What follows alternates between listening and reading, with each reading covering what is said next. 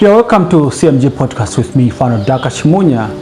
And in the studio, we have Mr. Clifford Lumpuma, who would want to tell us on transitioning from being a graduate into a workforce. And we know that he is Mr. Clifford Lumpuma, but we would like to hear him beyond the name. So, Mr. Clifford Lumpuma, may you kindly introduce yourself? Thank you so much for the opportunity to come and feature on CMG Podcast, a podcast which is contributing positively to the society. My name is Clifford Lumpuma. I serve as a quality control specialist in the food manufacturing industry. Aside from that, I am also a mentor and advocate for positive influence. Thank you. Thank you so much for that powerful introduction.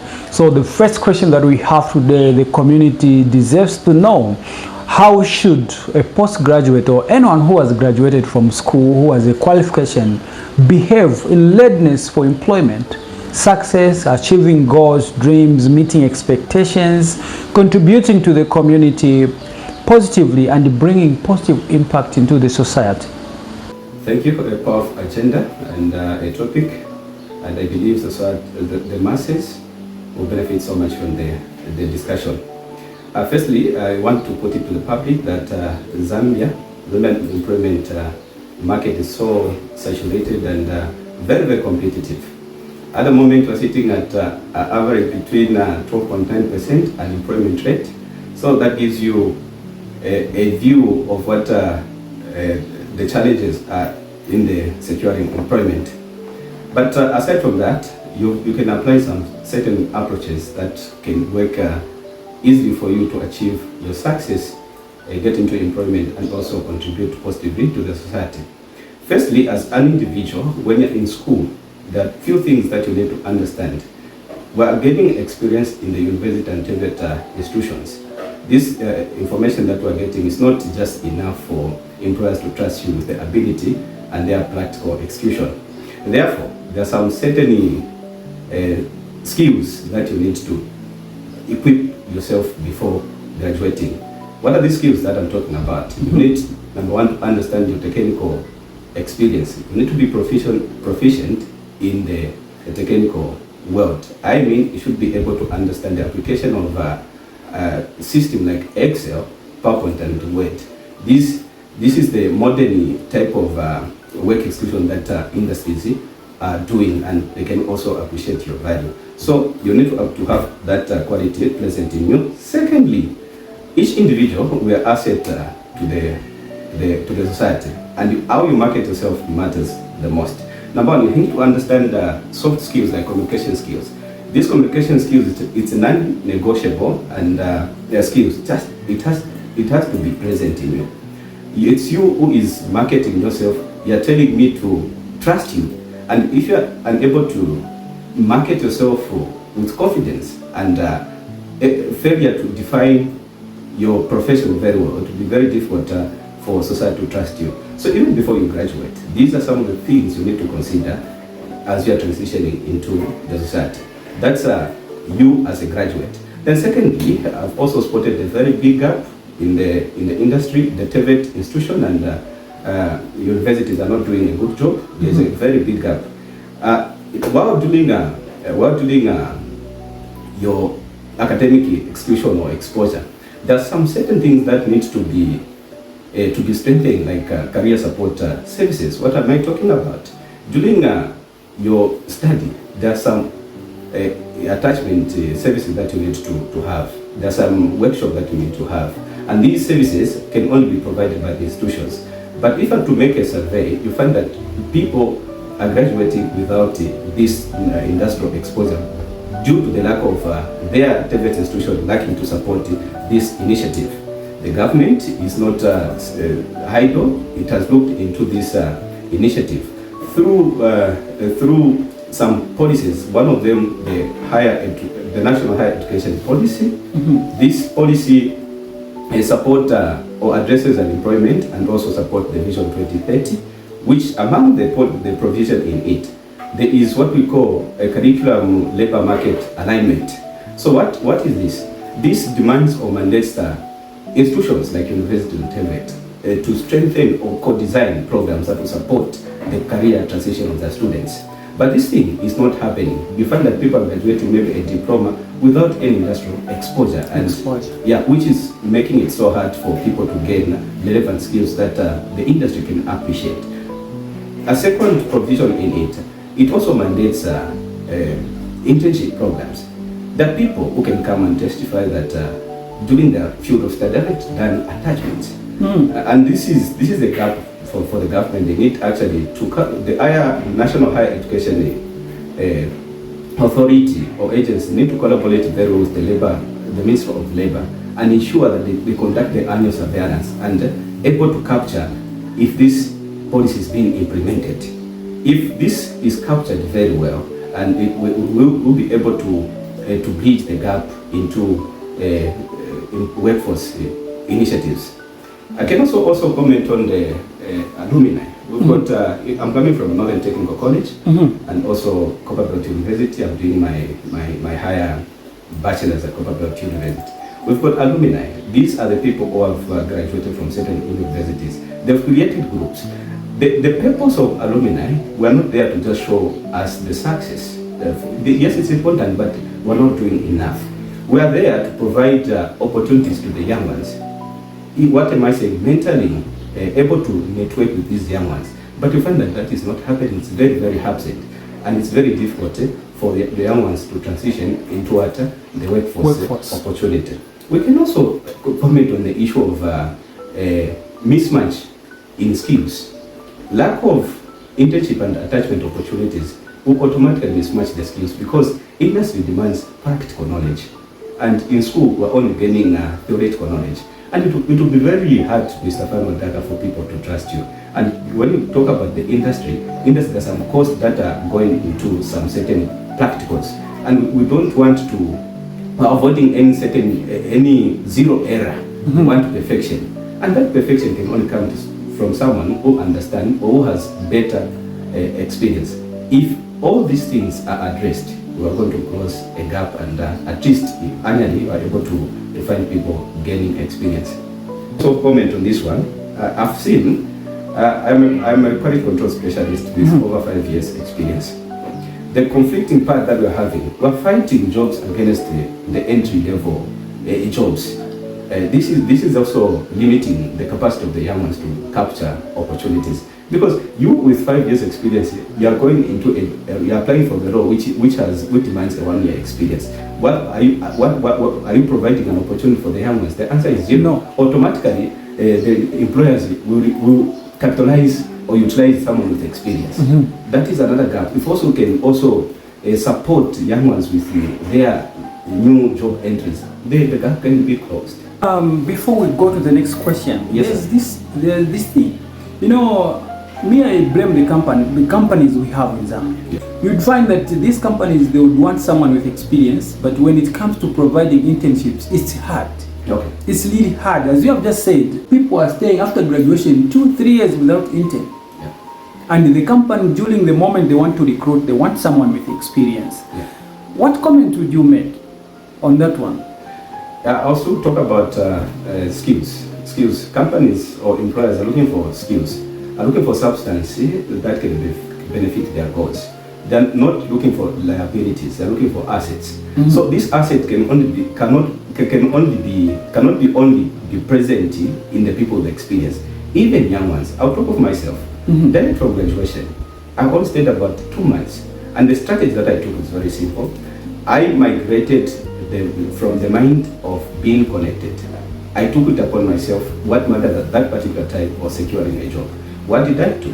These are some of the strategies. Don't wait for an advert to come, because that invites a lot of competition. And you with no experience, it will be the chances at zero. You'll always be receiving rejections. So what I did, I'm so happy that Pepsi saw it fit and they gave me an opportunity to serve under the capacity of laboratory technician. So at Pepsi, the security is very tight. It's very tight. So I didn't wait for an opportunity. I didn't know anybody, but I was targeting for higher people. What do I need? The director, human resource, director, manager. These are the people that I wanted to initiate a conversation with. And that can only be possible if you know yourself and you have confidence. I went there, I spoke to the security, I got an appointment with the HR. They called the HR, luckily I was permitted to go through. I went there. When you have that opportunity, it's an opportunity that changes your life. I only describe my qualities. I don't have any experience, but this is what I'm able to offer. You defend your profession, and very well. Within a week later, I was given an opportunity. And when I was given that opportunity, I was given internship, 6 months paid internship. No one connected me. I just used my confidence and initiative and strategies. When I got that opportunity, now internally, within a month, with strategy, I approached the quality control manager, and I was against the internship program. Wanted to be put on contract, and gladly they offered me. So this is zero from connection. It's something that you build yourself. And that this can only be achieved when you know yourself, you're able to defend your profession. People, graduates, are graduating without the capacity or the substance to defend their profession. The first thing that you need to understand, defend your profession. What is it are you able to offer in the society or in the industry? Those are the substances employers are looking for. So graduates are not being limited against the experienced people. It is the qualities that we have that is limiting us. Need to exhibit professional skills that can attract employers to trust you. I think according to how you have answered, you have tackled question 2. So I'm sure we get to proceed to the next question, which is question number 3. The community deserves to know, what are the skills that one must learn before graduating to be employable? Thank you for that powerful question, sir. While you're in the university, it offers you an opportunity that people don't capitalize on it. What are those experiences? What are those skills or opportunities that it offers you? You're interacting with lecturers. You should imagine lecturers as your employers. They're mentoring you. They're mentoring, modeling your perfection into good attitude. And also, you're interacting with fellow students. So that is collaboration and teamwork. You should be able to capitalize and able to manage these spaces. So, employers do well know that you don't have any experience, but there are some certain things that that has to be present in you, right? These are non-negotiable skills. First before anything else, there's communication. There's communication that you need to perfect each and every time, and confidence. Because I've seen sometimes you are given an opportunity or maybe to talk to the HR, like I had an experience at Varun Beverage and they are limited. I was given an opportunity, only 5 minutes. And these 5 minutes, you can change your life. I was able to communicate myself. He noticed the confidence and the value and the content and also how I was defining my profession in just 5 minutes. And an opportunity was given to me. So proper communication skills, these are soft skills. You don't need to pay for it. The teamwork, this is a soft skill, you don't need to pay for it. Another thing that you should not neglect, while in school, capitalize on seminars. There are a lot of seminars around the world, free of charge. All you need is just your presence. People are not capitalizing on this. When you go into these spaces, into the corporate world, it offers you an opportunity to interact and able to understand the trends, industrial trends. So while in school, the other skill you also need to appreciate, sir, update yourself with the trends. Update yourself with trends, because these are some of the things that will make you relevant and unique against the masses. So like recently, what is so much appreciated is AI, modern world. This is something you need to know and appreciate the world. There are a lot of seminars offering free of such AI training sessions. Provide time and resources. Go there and have these skills equipped in you. This is, I'm answering now the hard skill, which is technical skill. This it has to be present in you. The other thing that people are not doing so much, I've interacted with a lot of students, I've mentored a lot of students, and I see a lot of people coming into my inbox, and I spot mistakes. People are appreciating so much connection than the skills. You need to enhance your own skill. This is an asset that cannot be taken away from you. But a connection, the bad part, you're seeking for a connection. Probably someone who's also looking for a connection. That will delay you. It's true. Yeah. So, but when you perfect your skills, your inner skill, this is your asset. You're going to use it, and the world will appreciate you. And second things, always try by all means to be unique, perform well, unique, and provide proper problem-solving skills. Because people are paying you for solving a problem. That's what people are paying us. Any employment that you get, we're solving problems, people are paying us. Then also define your asset. Do not be vulnerable when you have an opportunity to go into the workspace. When you understand your value, you have your targets, you have your standards. People don't have this. I had an opportunity to sit in an interview. Then a student or an applicant was asked, how much are you looking for? Then the answer was anything that you can offer. It is this, even if you did very well, this is a red flag. We're not going to give you that opportunity because you don't know what you want. Don't know your value. You don't know your value. You can't fail to state your price, my good sir. You have to state your price. So these are some of the soft skills that you need to equip yourself with as you transition from academia into the workforce. The next question for the community is, what are the biggest challenges in trying to secure employment after graduation? Good question, and it needs a comment, and I hope the public captures this. So the thing that I earlier stated that we're actually sitting between 10 to 12.9 unemployment gap. So it's all about reflecting on the skills that you can offer to the industry, looking at the trend. What are some of the things that the industry will appreciate so much from you? Because when you have a competition, a pool of choices, you only pick the best ones.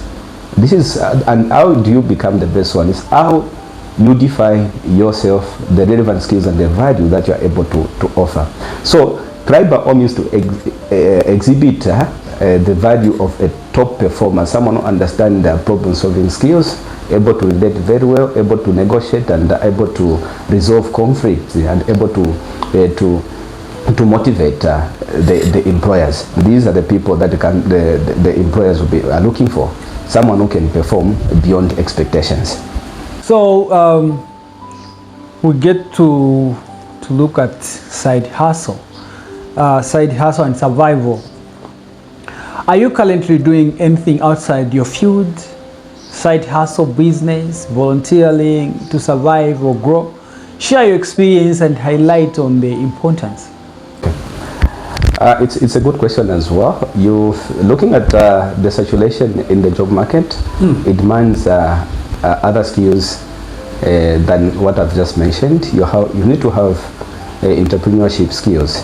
This is a must. Now the problem that people are doing, you find that people are getting into businesses without doing their feasibility study. At the end of the day, their capital is consumed, and that is the source of depression as a graduate. So you need first to define your business very well and conduct your visibility study. That's when you can invest into this. Otherwise, investing into entrepreneurship without prior knowledge of what you're doing, it can be a source of depression. Myself, I appreciate so much wisdom acquiring, and I'm doing so much investment in that space. I want next time when you call me, we should be able to dissect into different subjects. So my investment is in the knowledge acquisition at the moment. Does it support your living today? Actually, there are two types of investment that you can do. Is either something that can give you quick return or a long-term investment. Your choice is yours. Now imagine in the case whereby your side hustle is giving you more than what your full-time employment is giving you. Yes. Would you advise someone to quit employment and go for the side hustle? Okay, very good question. I don't have so much knowledge on that one, but I can make my comment. When you're doing side hustle and you've got a side, when you're in a full employment and you've got a side hustle that is giving you a lot, the best advice that I can give you, you wait for your side hustle to generate a lot of income while you're securing that employment. Because quitting an employment and focusing on your business which hasn't accumulated or generated more income, it can also limit your excellence in terms of financial freedom. So while you have an employment, save in both capacity until you realize that the business now is generating a lot of income. I've heard a lot of people say, "I need to go like a vit and I cheat on ingareke." So a lot of people make that comment. So I thought of asking you this question. It could be also, if you were to ask me, I'm a quality control specialist. I understand the commitment and the involvement that comes with that profession. I've done a long-term experience in that field. But in the side hustle, it could be I haven't done a lot of involvement that are coming in. Let me talk about regulatory compliance. Regulatory compliance. If you're doing your side hustle illegally, chances that no sooner or later they'll capture you and you pay a lot of things. So you need also good experience before you invest into something or before you quit your job. Make sure that you understand all the logistics concerns that are needed. Then that's the only way you can now quit your job and focus on your business. We look at the mindset and discipline. This is the I want you to emphasize on this one. Mindset and discipline. How important do you think mindset, consistency, and self-discipline are in achieving success after graduation? Discipline attracts opportunity, and how you can grow your discipline is through your response against circumstances. As a graduate, you're going to receive a lot of rejections, but how you respond to this is your discipline. So now, when your discipline emphasizes that any difficult situation, be it negative, you need to exercise a mindset of resilience and respond very, very well. And it is an opportunity when you receive a rejection, application rejection, go back into your database, scan the mistakes. What were the mistakes? If possible, call the employers and seek. I sent an application and I received a rejection. Where do I need to improve? They tell you, oh, this and that. Secondly, this is the discipline you need as a graduate, and the ability to respond to difficult situations with the resilient. And what was the other question? The question is mindset. Yeah, so you always need to cultivate a positive mindset, knowing that you have all it takes to secure unemployment. So a growth mindset, it is the one that understands the philosophy that sometimes opportunity gives you what you don't expect. But are you going to be reluctant? No, the mindset should just be focused and grow, that one day I'm going to get what I want. Work on the mistakes that you're receiving and to perfect for the future. That's the growth mindset. The question number 7 that we have is connections versus qualification. In your own view, what matters more in today's society? Who you know or what you know? Okay. This is a good one. The two things that you are putting into consideration: who you know, that's connection, and what you know, this is the substance that it contains in you. Who you know, you are depending on somebody, and you may never know when that somebody is going to help you. So I am advocating for merit-based connection. These are the important in exhibiting the powerful connection and relevant skills within yourself. Manufacture yourself and develop yourself. Skills that will matter to the world. This who you know, let it come as a bonus. Do not fully depend on somebody to connect you. This would be somehow a source of disappointment and depression. So what matters most, in my view, in this recent world, is what you know. What you know. Yeah. We proceed to the next question, which is giving back to the community. Giving back to the community. As a graduate, how do you think young people can contribute to the community development even without formal employment? You know, today the society is lacking employment. So how would you advise people without formal employment to contribute back to the community? Okay. We need to understand that opportunity comes anywhere and everywhere. This is the first thing that you need to understand. You should not, your mindset should not only be centered on employment that offer payment. You may not get it easily, you may not get it now, but something that you're offering for free. This is you're getting experience that will benefit you for that opportunity that can pay you. So how you give you give back to the society as a graduate. Upon graduating, if you have time, go into spaces that can offer you opportunities such as internship or volunteer, even at a hospital. You do those things on pro bono basis. You are not being paid. You are not being paid, but internally you are appreciating the industrial exposure. So this is the only way you can give back to the society, and people might also support you. That people, we've got a number of testimonies. People are doing pro bono services in the government spaces, even in private sectors. You just find someone. You know what I can tell you, Mr. Dada. People watches, whatever you're doing, people are watching.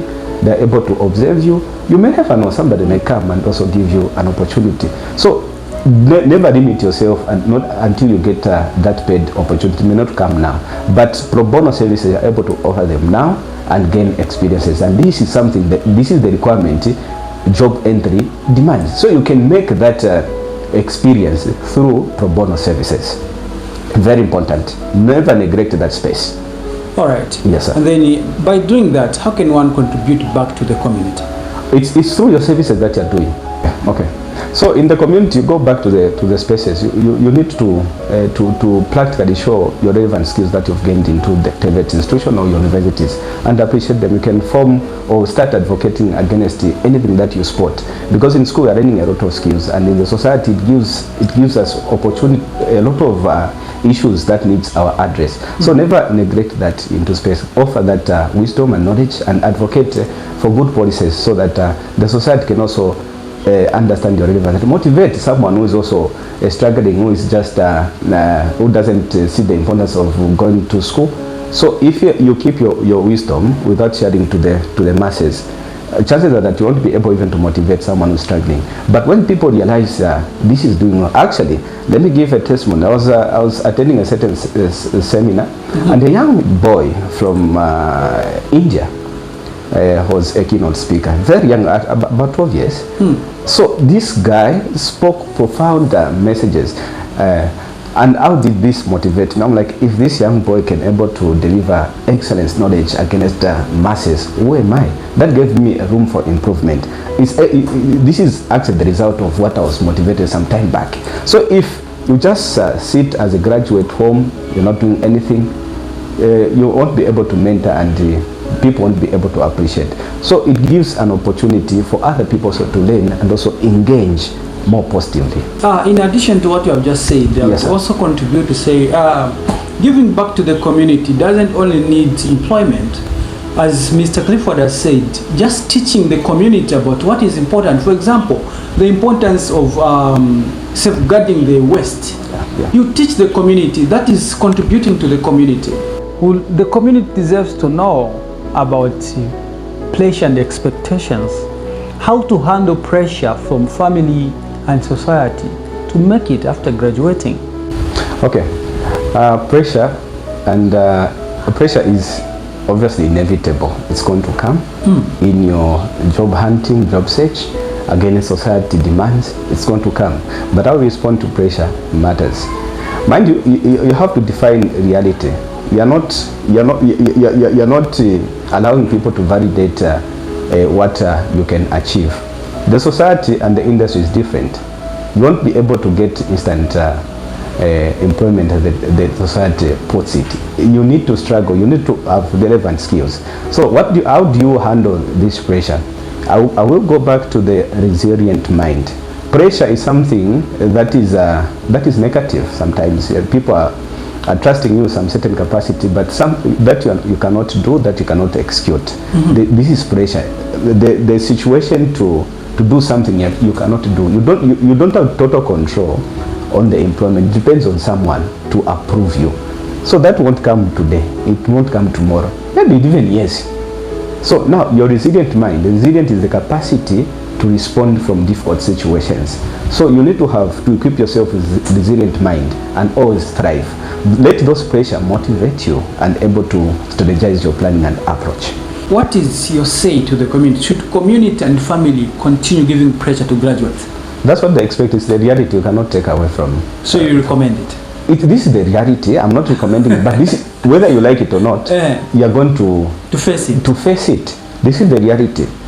it existed before you and I were born. All right. It is a reality. Yeah. So how you respond matters. Some families, let's say they educate, you are the only graduate, and they totally depend on you, and you find that upon graduating, they're expecting returns. That's a very big pressure, and it's a source of, let me comment heavily on this one, it is a source of depression. When someone graduates, they've got a life that they need to establish. They need to make a good foundation. They need to germinate more so that the family can benefit later. But if you're subjecting people to pressure upon their securing employment, chances are that you are limiting their growth. Years will pass without those guys doing very well in life. So if the family is pressuring you, giving you pressure each and every day, you get yourself into spaces that can frustrate you and end up not doing well in life. So give people a limit, let them grow, let them establish a good foundation, then the family can enjoy later. We can also do fine by creating a job, and I think the best employment to do, or the best job to be employed to, is the job that you create by yourself. Yeah. Because you can employ yourself into any other position you want. Imagine I open a media house. Yes, sir. Today I can choose to be a CEO. Yes, yes. Tomorrow I can choose to be a presenter. Exactly. The other day I can choose to be the camera operator. Yes. The other day I can choose to be the field specialist. Yes, sir. So you create your own employment, and then you're good to go. Yes, sir. All right. Yeah. So I also advise students. Maybe in addition to that, I feel the other things, the pressure that we receive as graduates, it's self-inflicted. What I mean, when you're getting into the space of workforce, if you have the capacity to be to still stay with your parents, do that. Or if you have the capacity to stay with your friend and split the cost, do that. This will reduce the pressure. Now, today's society, we are prioritizing so much freedom, and freedom it's very costly. Freedom is very costly, and if you're not careful, you may not even appreciate the freedom that you always wanted. So if you have a chance to still stay with your parents, stay and save more before you even get independent. That's the only way you can control this pressure in addition to. All right, and then I want you to make a last comment on this one. This one is very much important. Everyone is affected. In these students you see in universities, Yes, yes. Where they're coming from, you'd find that maybe the mother or the father or maybe the family, they are just struggling to raise the money to sponsor them. Yeah. Then the expectation is that when he graduates, we're gonna harvest back. Yes, yes. What is the solid advice you would give to such family which expect, say, once Dave graduates, we must harvest from him? Okay. What is the comment or what is advice you would give to such a family? Okay. I think the problem was initiated a long time ago in our old time. Education to other family is more like a greatest investment. It's a greatest investment, and when I do my reality check, it doesn't reflect to what their expectation is.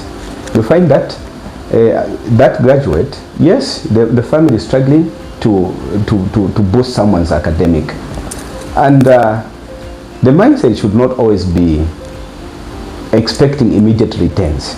That is not going to be possible, because that man or woman is not making a lot, and you may just subject him into depression. So the best advice, when you are sponsoring someone for education, have in mind that you are creating an opportunity for themselves, and later on they're able now to offer you. Because what's the purpose of sending a son to a child? And I'm advocating against this habit, where the parents are expecting a lot from their children, immediate returns. We don't forget where we're coming from. We don't forget our sponsors. We always do that. But the demand at which we receive these claims, it's too much, and we're not able to meet their expectation, and people are labeling you all sorts of names, and that is a source of depression. One day you're finding these graduates are not even doing well. So they expect the knowledge should be let me invest into this one for the purpose of his or her own good. That's the greatest investment. And these expectations are only present in poor families. In rich families, you're not going to find this. You're not going to find this only in poor families. And education should not only be the source of income. No, you can do other things. You can do other things. Yeah, if the people are experiencing that, I think there's a very big change to change the mindset. All right. So we got to the question before the last one. Before we go to the last question, I would like you to strongly give a very good comment on this one.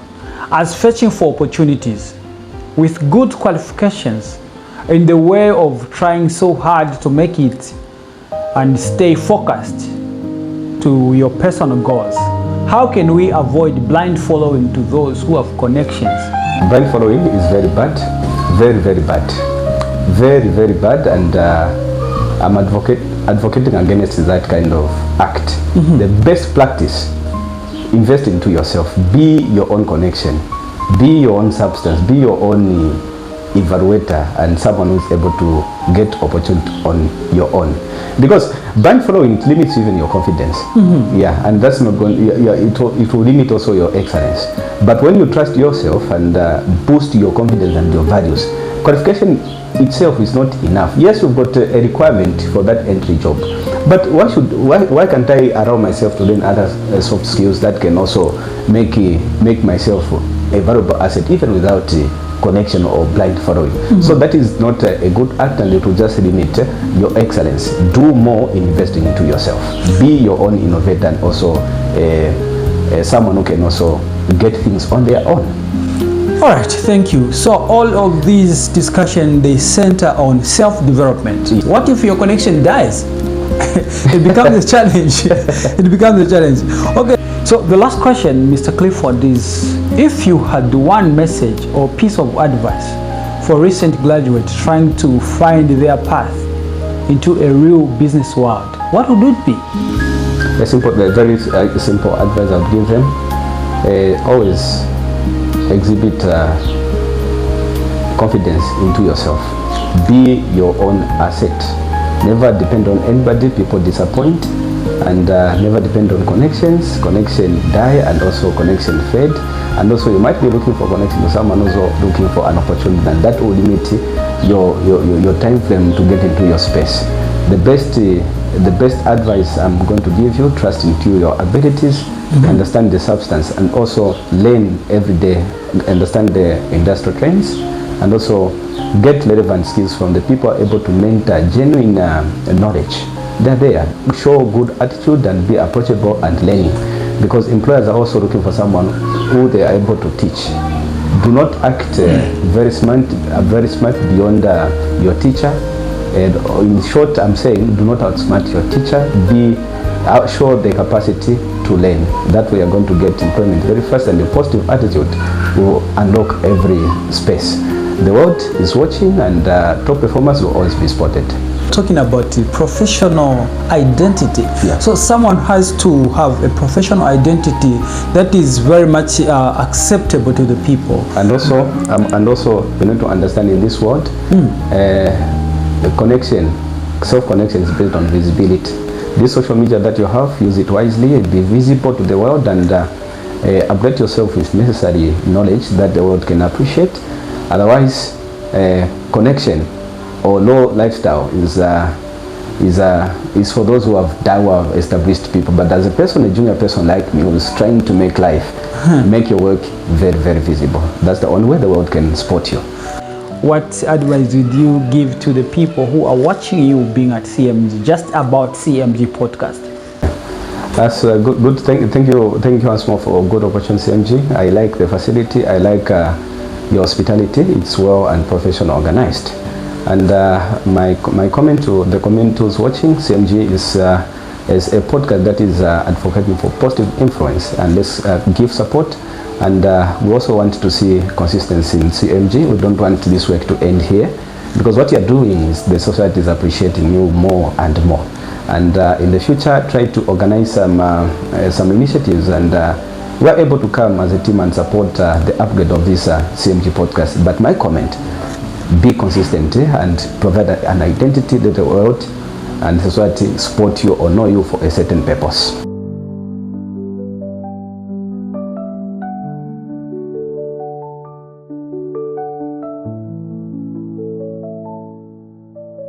We are CMG.